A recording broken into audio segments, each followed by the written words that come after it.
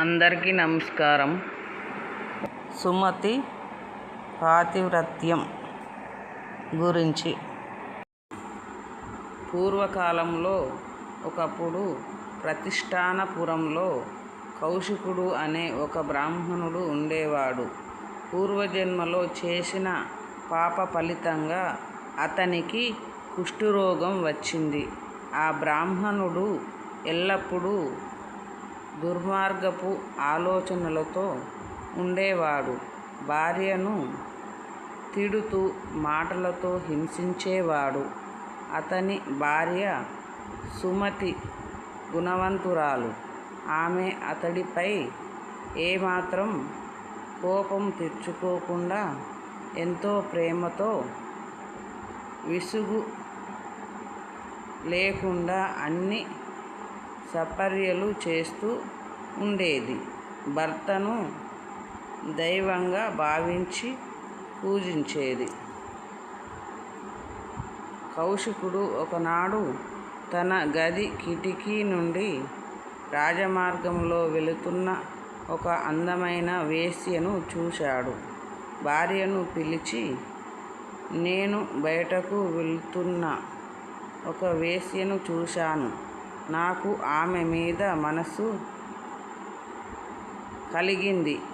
ఈ రాత్రికి నన్ను ఆమె వద్దకు తీసుకొని వెళ్ళు, లేకపోతే నేను జీవించను అని ఆమెను ఆజ్ఞాపించాడు. రాత్రి అయింది. వేశ్యకు ఇవ్వడానికి ధనం మూట కట్టుకొని తన భర్తను భుజాల మీద ఎక్కించుకొని బ్రాహ్మణుడి భార్య సుమతి వేశ్య వాటికకు బయలుదేరింది. ఆ రాత్రి ఆకాశంలో గాఢమైన మబ్బులు కమ్ముకున్నాయి. నాలుగు పక్కల చీకటి అలుముకుంది. వర్షం కూడా మొదలైంది.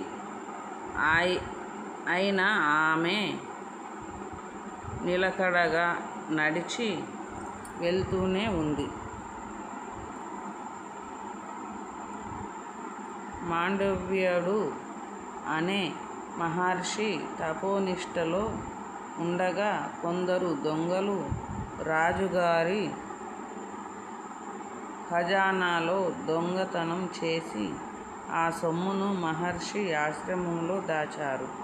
రాజుగారు ఆ మహర్షికి కూడా దొంగతనంలో పాత్ర ఉందని తలచి మునిని శూలంపై గుచ్చి వేలాడదీశాడు.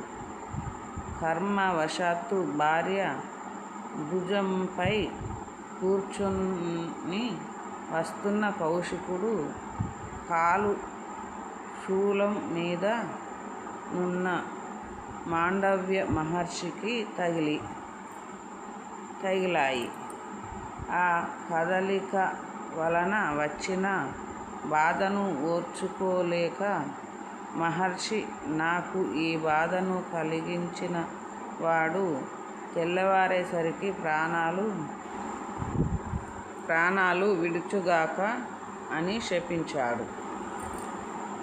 కౌశికుని భార్య వెంటనే, నేను గనక పతివ్రతను అయితే రేపు సూర్యుడు ఉదయించకుండా ఆగునుగాక